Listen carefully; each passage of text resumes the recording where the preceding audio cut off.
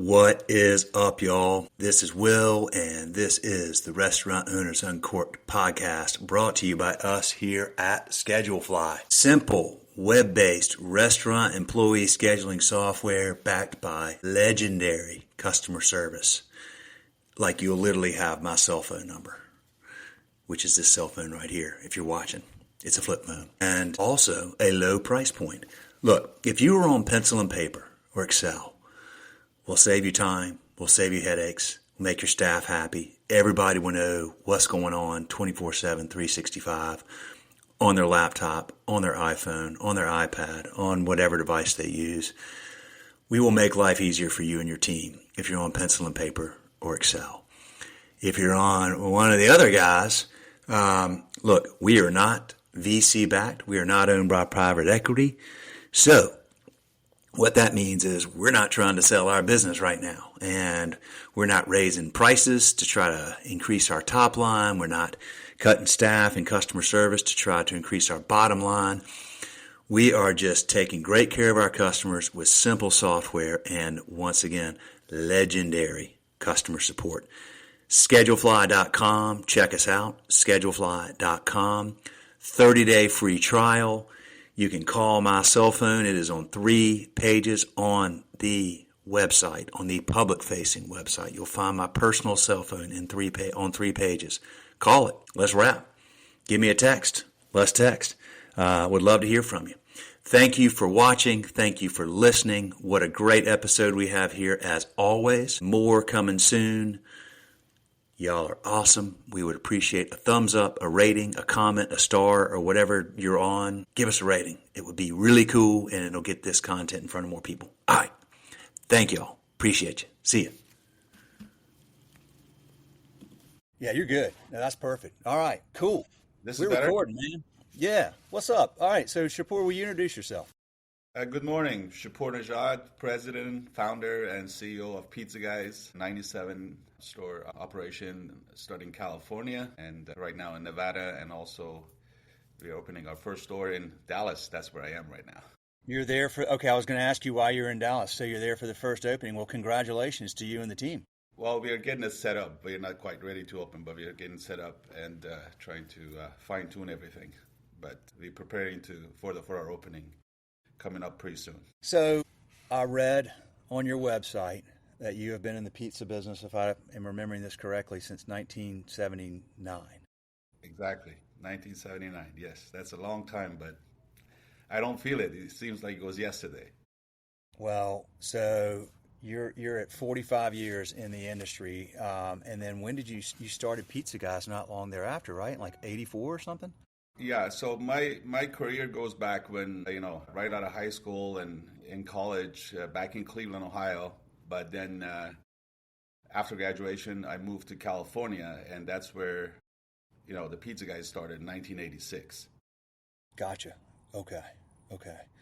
So when you started, clearly you liked the business early on. You've been in it a long time. What is it about the pizza business that lit your fire? Well, my background, I immigrated to the United States to go to school to get my engineering degree, which I did. I got my mechanical engineering at Cleveland State University. But while I was going to college, my first job was in pizza business, starting as, driver and different positions in the restaurant, and then eventually became the owner of 2 restaurants with my partner, which I appreciate all the help that he gave me and trusted in me. But what I noticed is that you get your journey going with this business. If you do things right, it returns the favor, per se, and you can control everything, all your destiny, with doing the right thing in the business. And everything I did, it worked. And when it worked, it eventually became my passion. It was my passion because I couldn't even work my original, engineering degree that I wanted to, because I was enjoying this journey so much. So when I moved to California, I just pursued the same thing, and I started the Pizza Guys, and the rest is history. Why did you go to California? Because of the weather, to be honest. Because of the weather, because every Christmas I was visiting relatives in California, and they were wearing their short sleeve shirts, and we were over there freezing our butts off over there in Cleveland with all the snow and all the cold. And eventually I said, you know what? I love California, so let's move to California. So that's what it is. It was the weather, to be honest. Where, are you in Southern California? Northern California, Sacramento. Sacramento okay. Area, yeah. That was the first store that we opened up over here, yeah. But we are all over California now. We are all the way in Southern California, expanding pretty quickly, all the way down to San Diego. Where did you immigrate from? I originally immigrated from Iran as a 16-year-old student, exchange student, and landed in Cleveland, Ohio, not knowing where it is and how cold the climate is and stuff like that. It was just an option. But I enjoyed being there, a lot of good friends, and that's how I got started. As a high school student, and then eventually, in college and Cleveland State University studying my mechanical engineering. Yeah. How many of your mechanical engineering classmates also got in the hospitality food service business? I bet you were a rarity. Well, at that time, it was the game of survival, Yeah. If whatever you could do to get going, yeah, I guess. But I'm still in touch with some of my classmates, and I don't remember any of them got into hospitality business. They pursued their own degree, I guess. Well, so first of all, I mean, just congratulations! Like, what a great story! This is an incredible immigrant story of somebody that came here, got an education, pursued a dream, and here you are 40 plus years later with a successful, still growing business in a highly competitive field. I mean, restaurants and hospitality are a challenging industry to start with. And then when you drill down into the world of pizzas, there's just tons of competition from Domino's and Papa John's to single location mom and pops and everything in between. When you started Pizza Guys, did you think this is something that, like, we want to take this concept, make it successful and grow it? Or was it just like, let's just see if we can make this work? Well, to be honest, at the earliest stages, it was just, let's see if we can make it, So it was not a big plan at the beginning, especially after, leaving Cleveland, Ohio and coming to California and finding out that the taste buds over there in California are totally different than the East Coast. Okay. Here in California, there are a lot more health conscious and different exotic toppings, and back in East Coast or Cleveland, it was more pan pizza, more meats, more greasy, not too much fresh vegetables and stuff like that. So totally different. So I had to rethink. Okay, I have to see what Californians do like and adjust my recipes and stuff like that and create a unique recipe that is made for local taste buds. It was the biggest challenge, and we really did our homework and we got that dialed in.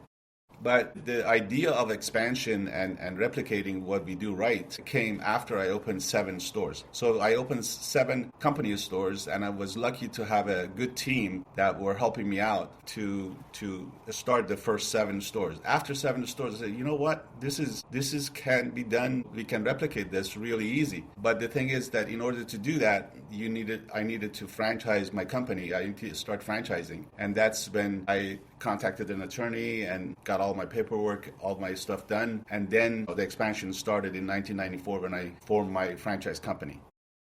Okay, so 84, 85, 86 to 90. Okay, got it. So you opened 7 stores in 7 to 8, 9 years. Is that right? 7 to 9 years, but the thing is that just getting the franchise company established, that took at least over 2 years. There's a lot of work to it. There's a lot of work. If you want to do it right, you have to do a lot of work into getting it established and do it the right thing, because you can modify stuff, but you better get it right from the beginning. Is Pizza Guys, is it sit down? Is it delivery? Is it both? Tell me about it. is delivery and takeout. In some locations, sometimes you're at mercy of the landlords, how big of a space they have. And our comfort zone is about 1,200 square feet. But sometimes, we find places that are 16, 18. And then if the size is a little bit bigger, we probably put a couple tables and chairs over there. But mainly over 90% of our stores are delivery and takeout only. And takeout only. 1,200 square feet, comfort zone right there. Okay.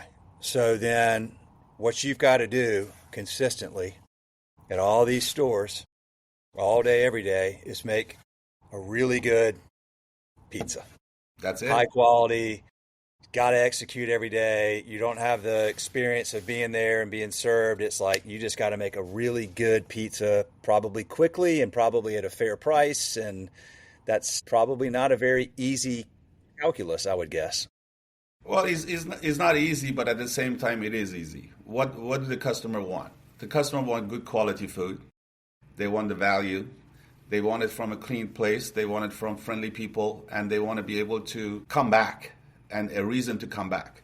And if you give them all that, is a very easy game, I think. If you do it right and you can replicate that any place. And it is not just California or Oregon and Nevada and this and that. You can do it anywhere. That's why we are in Texas right now, because we know these customers are craving for good quality food, and we know we have it. So that's all it takes. You make it sound so easy. It's a lot more complicated than you would let on. But it's easy conceptually.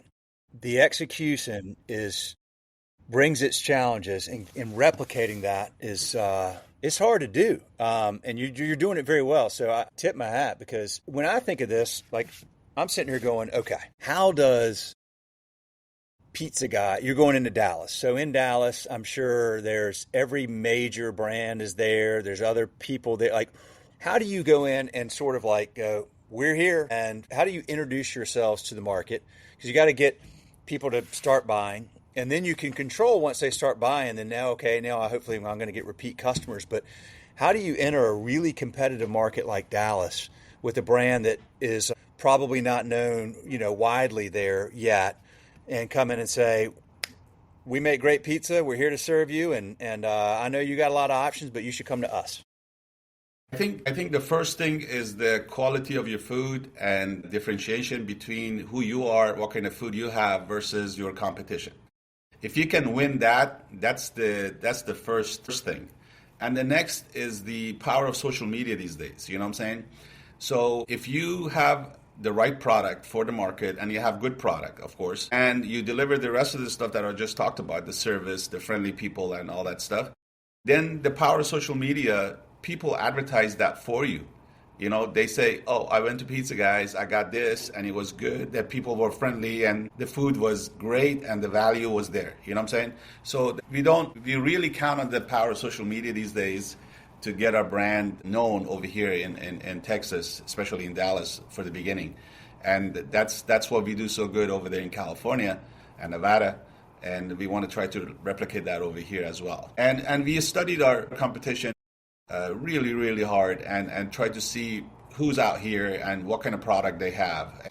And I think we can win really easy in this market because we have superior product that we had some meeting with our food distributor and stuff. He says, in Texas, we do pretty good barbecue and Mexican food, but we don't have good pizzas.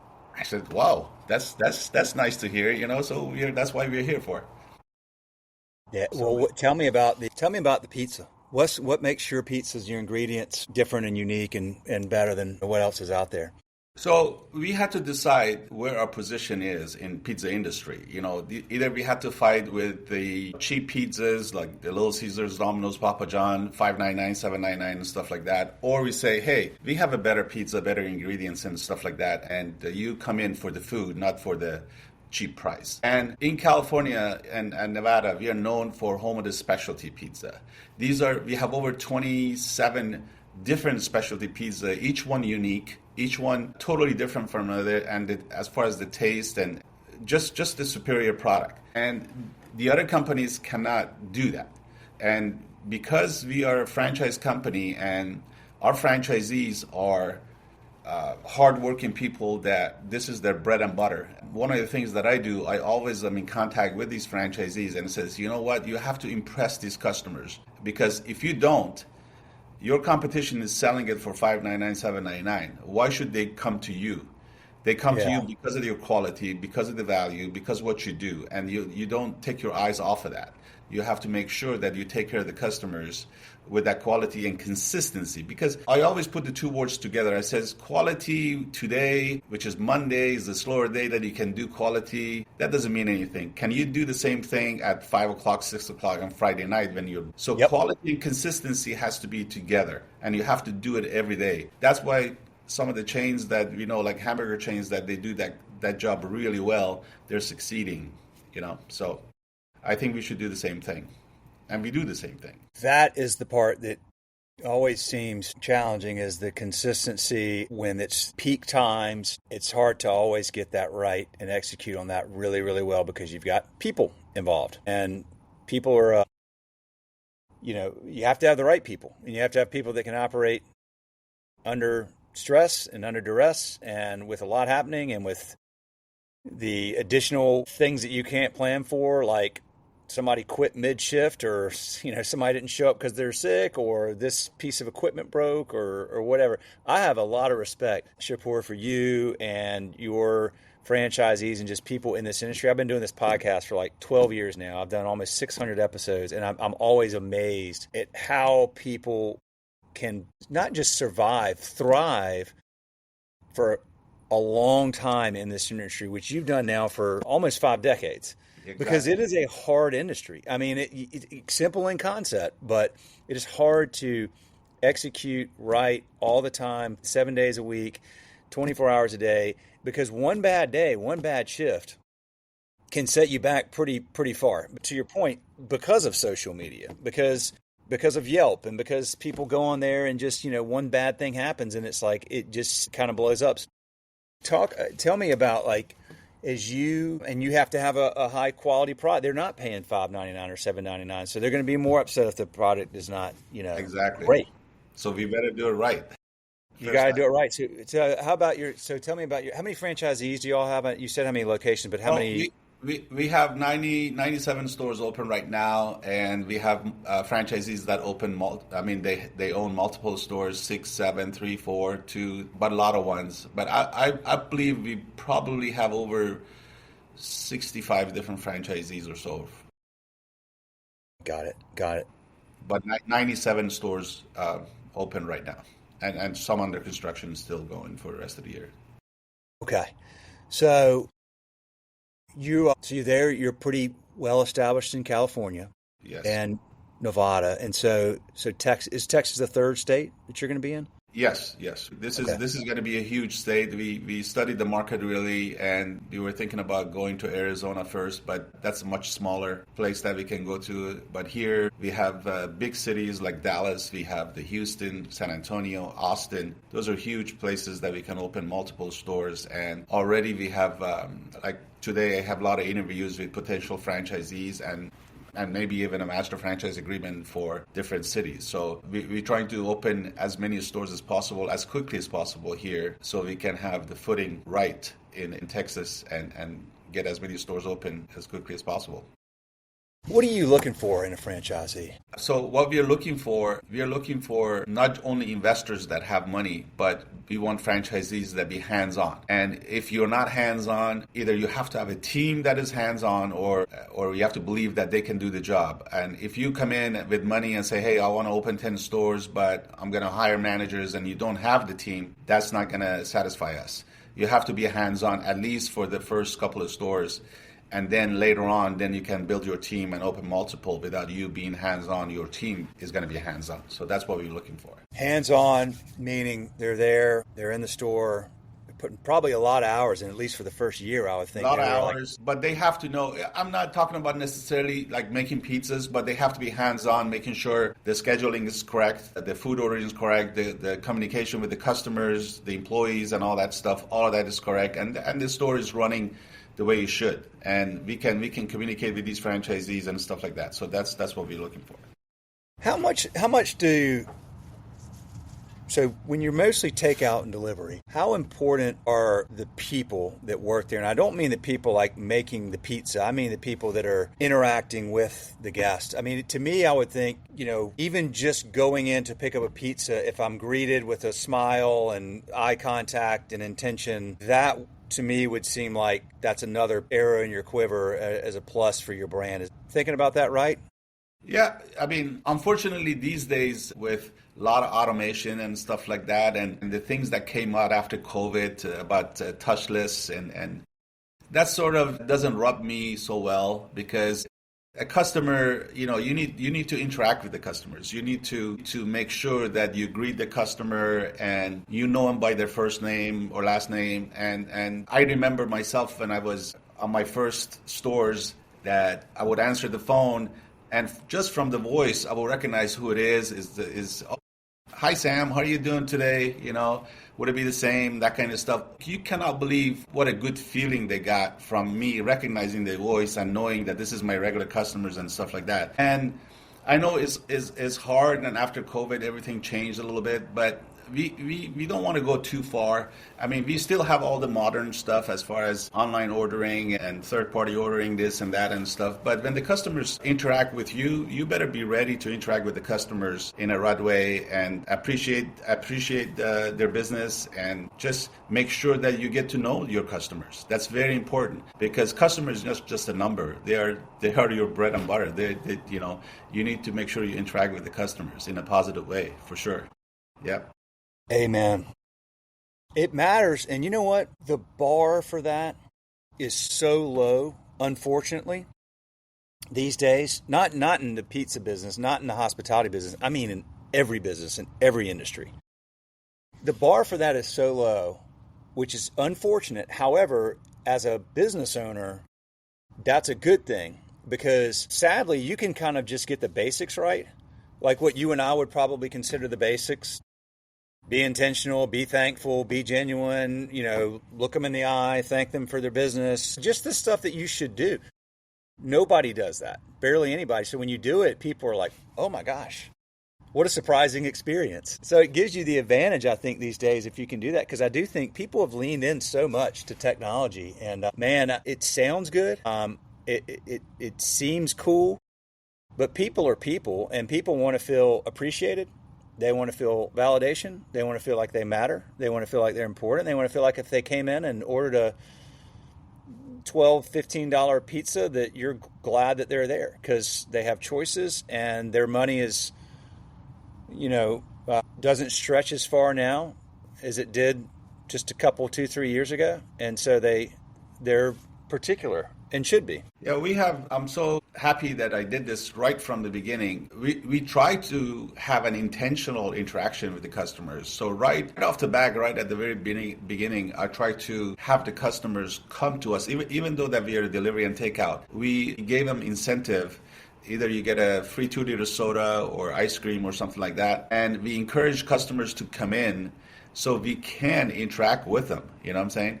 So is a much easier operation when they come to the restaurant and pick it up. So you know how delivery is so difficult these days, finding drivers and things like that. So our goal from the beginning was having the customers, try to get as many customers to come in and pick up the pizza so we can interact with them, we can know them face to face, and they can see our operation, where their pizzas are being made, and they can see our individuality of each of our franchise restaurants, and see who the local franchisee is, which is part of the community and stuff like that. And then if there's anything we can give them back. So one of the things also that we do, we encourage our franchisee is, you're part of the fabric of the community. You need to not only sell pizza and collect money, you have to give back to the community. If there's a fundraising, if there's something going on, like in California, we had so many fires and different events that we participated in feeding, the firefighters or different groups, and it made us being part of the community, and that people don't forget. People don't forget kindness. So that's very important. And interaction with the customer is absolutely a must. And you have to be part of your community in order to win the people's hearts and have them come back and buy from you. And you have to do it naturally, not for business purposes. You have to have that mindset every day. And it works. It really works. What are the qualities that, make a good franchisee? Or I guess the flip side of that question is, how do you know when you've got somebody that's not the right fit? It's funny you say that. And when I meet those kind of people, I said, you know what? Your business is not an ATM machine. You're not here just to collect. And in order for you to have the customer appreciate not only your food, but a reason to come back is that you have to create the value, first of all. So is your pizza worth the money that you're charging? And why should they come to you instead of going to somebody else? You have to give them a reason to do that. And of course the quality and all the other stuff that goes with it. And if you do all that right, then you're entitled to their business. Otherwise, they're going to go somewhere else. So don't forget that. Do not forget that. And we're looking for those kind of people. And usually, if they don't have the same mindset, they usually sell and go away. You know what I'm saying? They're not made for this business. And we are so lucky that we screen these franchisees really, really hard. And I tell you, I don't remember the last time, this thing happened, what you're saying. But they're all good franchisees. I'm very proud of them. Do your franchisees often become I know you said you've got multi-unit ones. Are they multi-brand franchisees as well? I believe I do have a few of them that are multi-brand, totally different business, which is allowed in our franchise agreement. But they also have multi-units. That means that I have a franchisee that owns 7 stores. I think the biggest one owns 7 stores. And then we have 6, 5, 4, 3, 2, and a lot of ones. Okay. And it really runs the gamut. Like, you're not necessarily always looking, like you could go somewhere where somebody just has one and you're fine, or do you try to get I guess when you go to somewhere like Dallas, would you try to get somebody are they going to buy if they have the team. If they don't have the team, I wouldn't do it. If they're just doing it for the money, I won't do it. Yeah. Gotcha. Okay. I gotcha. So you're at 90, so you're going to get to 100 locations here. We already have few under construction that's going to take us over 100. So we have that in the bag already. But we are very optimistic and very excited about Texas market. And right now, last 2 years, we opened 18 stores in Southern California, all the way down to San Diego, and we have more opening pretty soon. So we're excited about that. Northern California, we pretty much saturated that market. We are in every city in Northern California. Southern California, we still have room. And Nevada, of course, Las Vegas. We have 2 in Las Vegas, and then we have 2 in Reno, Nevada, and we're opening a 3rd one shortly. So we are excited. We are very excited. Let's see here. So you said how many? Like 1,200 square feet typically? 1,200 is our sweet spot. So 1,200 is good. We can go as low as 1,000 square feet, but I don't want to do any less than that. But from 1,200 to 1,600, that will be our space type that we need.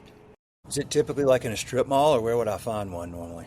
Well, the thing is that strip centers, inline, very rarely like freestanding. Like we have converted a lot of Papa John's, a lot of Domino's, a lot of Pizza Huts, when they vacated their premise and stuff like that. So we have a lot of second generation pizza places that we converted.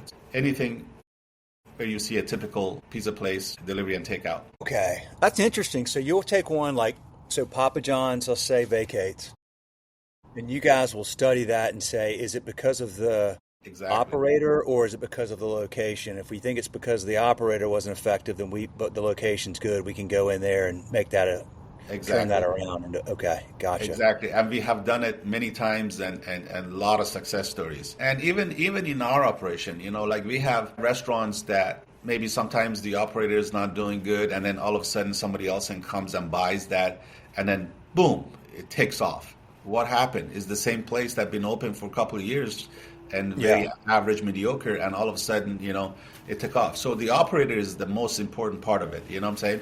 Somebody that sees the opportunity and just listens to us and does what we tell them. Because we, believe it or not, when I preach to my franchisee, I says, at Pizza Guys, we are Pizza Guys University.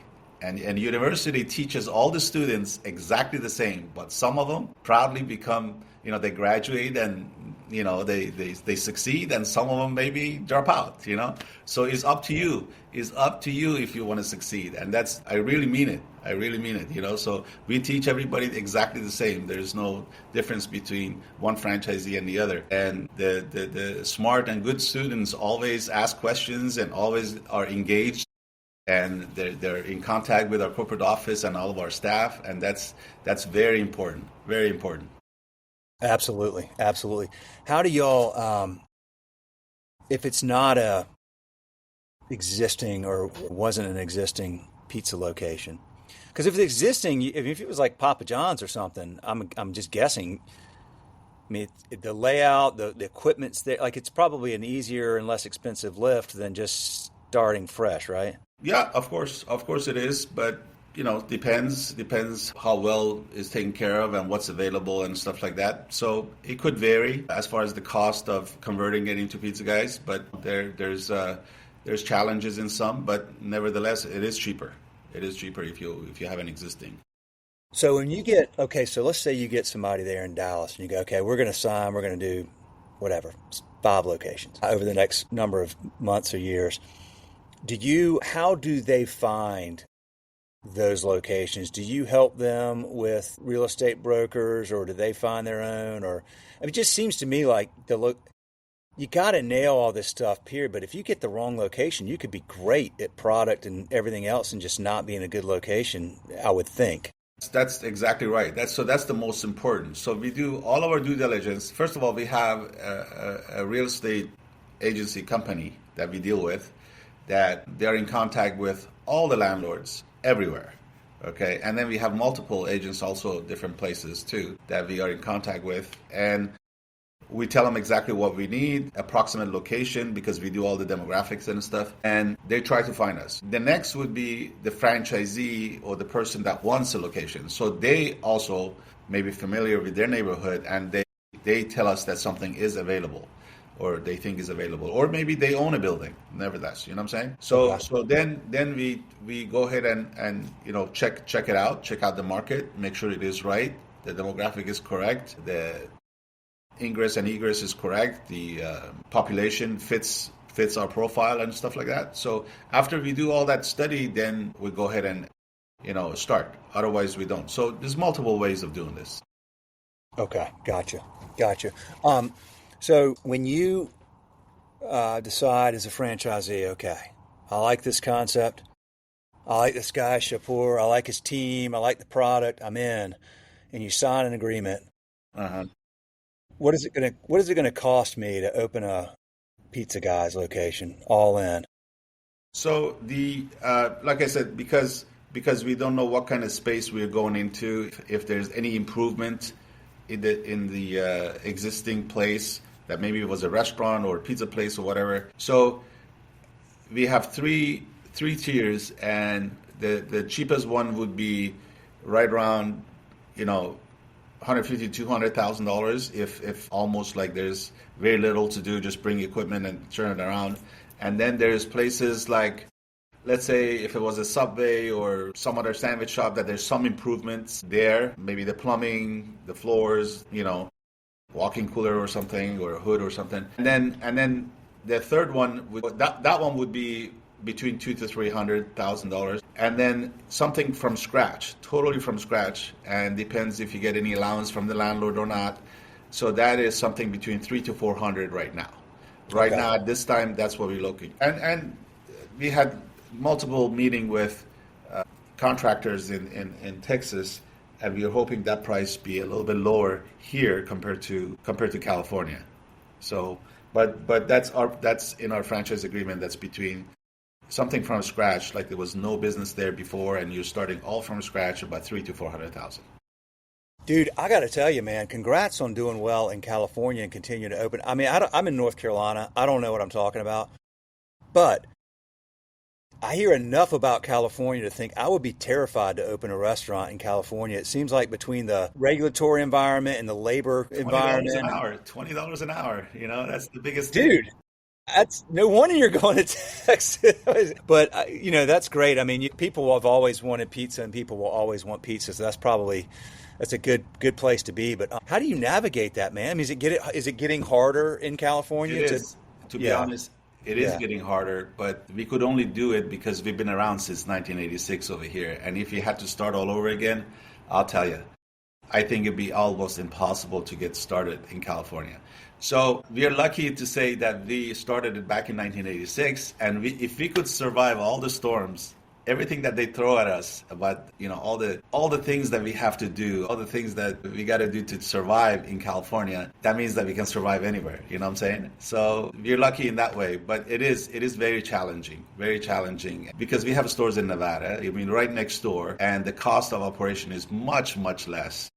yeah. Renting a space and all the construction costs and everything else is cheaper. You know what I'm saying? So we're hoping Texas would be even cheaper to do business and easier to do business, to be honest. Which I hear it every day from all the people that I talk to.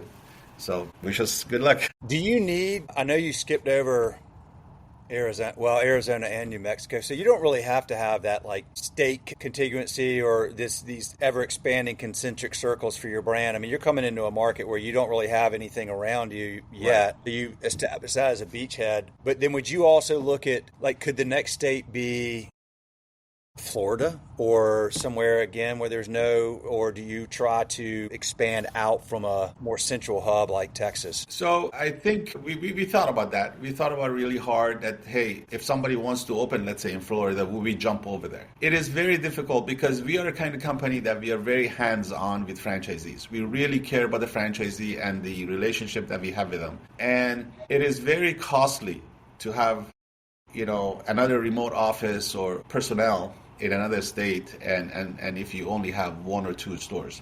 So my quick answer would be no, I probably won't jump. But unless I have a strong franchisee that I believe can grow that market really quick, you know what I'm saying? Yeah. We are lucky to be with a distributor that services all the area, all the 50 states for us.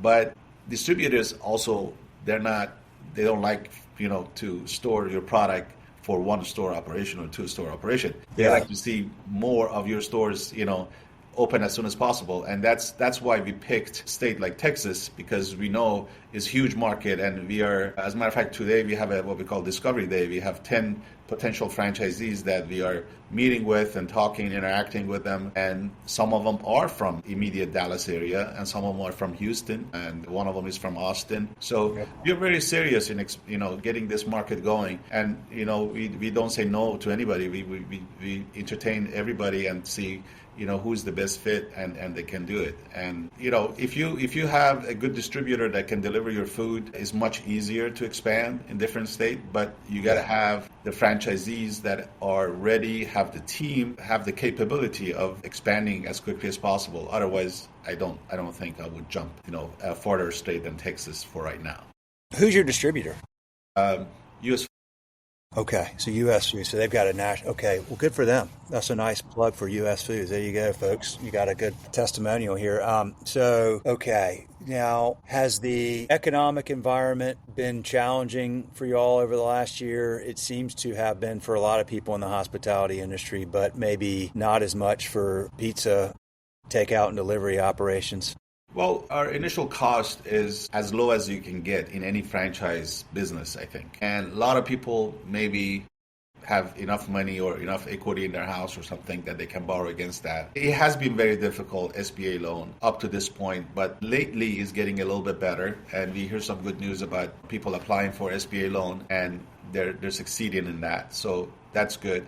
But also we hear that that's even easier in Texas. So if that's the case, then I think our growth is going to be faster if people can, get the SBA loan and get some money to start the first operation. And one of the good thing is that our brand has been around, like you said, for close to 4 years, and they look for that. They look for businesses that are not just new. They've been around for a long time, and they have succeeded in different states. And if they did it, especially in California, then it is probably very favorable to these banks to try to give the loan to the franchisees. Do you have banks that y'all tend to suggest your franchisees work with that know you well? Yeah, we do, but it's a franchisee's preference that where they want to go. But yeah, we do. Yeah, I mean it's an interesting thing. The SBA process, you would think it'd be pretty like cookie cutter, but it's not. It's not. Different banks operate, think about it differently. Exactly. Yeah, it's a good program. It's just it's a lot. There's a lot more variables or variability in what banks will offer more than I would have expected. I've learned a lot about the SBA stuff, and I find it really interesting. So, are there any? So you all just say, hey, here's who we think you may want to try, but if you got a relationship with the bank locally there, go for it or whatever. Okay. Yeah, Yeah. I mean, if we have the connection and we met these people, different banks, and they know our business, they don't have to repeat the application from scratch again because they already have us in their profiles, and that makes it much easier. And then you have a contact person that you can talk to, so it does make it easier. But we leave that to the franchisee to decide, where do you want to get their loan and stuff like that. Do you have to have? Does a potential franchisee, Shahpour, have to have like a certain net worth or something, so you kind of hedge against somebody putting too many eggs in one basket? Yeah, I mean, the money that they have to have, I mean, they cannot borrow all of the money to start the store because then is a lot of strain on the store to pay back. So they have to have some down payment. And then the next thing is they have to have enough reserve for at least 6 months. So enough operations. So if the restaurant didn't make money for the 6 months, they're not out, they're not scrounging up to try to, get the operation going. So they have to have 6 month reserve as well to be able to successfully run their business. Gotcha. Do you sell, market and sell the franchise licenses internally, or do y'all outsource that to another firm? We did have outsource. We did have outsourced before, but right now we are doing it internally. You're doing it internally? Okay. Yeah. Gotcha. Well, I'm going to just think if there was anything else I wanted to ask you. Is there anything else you wanted to talk about today that we haven't touched on yet? No, like you said, pizza business at the same time is very competitive, very challenging. After 40 years, what I know is, I don't want to oversimplify it, but is very easy because what the customer wants, you have to say where you are positioning yourself as far as your food, your price, and all that stuff. So when you decide that, you have to live it. You have to do it. You say, okay, I'm not a cheap pizza. I don't want to give cheap pizza, and I don't want to use cheap ingredients. As a matter of fact, one of the things that I have done in my operation from the very early on, I decided that for any reason I have to change an item, a topping on a pizza, ingredients, anything. The new item or new toppings or new whatever that I'm picking, it has to be as good or better.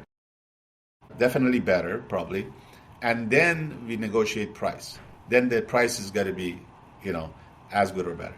If it's not, there's no reason to change. So imagine from 40 years ago till now, every item that we changed, it got better and better and better and better.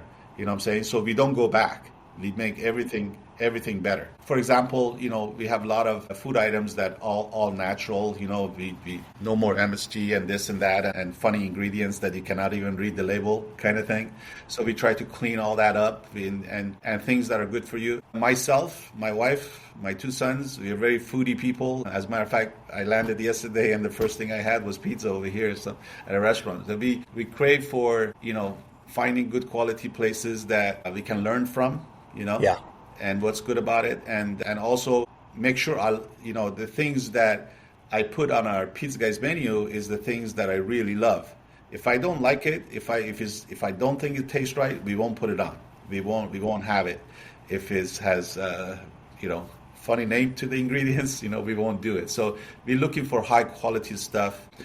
At the end, I want to just say that if you tell your franchisees that, hey, this is what you got to look for. You got to, the life story that I had, and I say, I care about the quality of the product that I have. I care about the quality of the people that we have.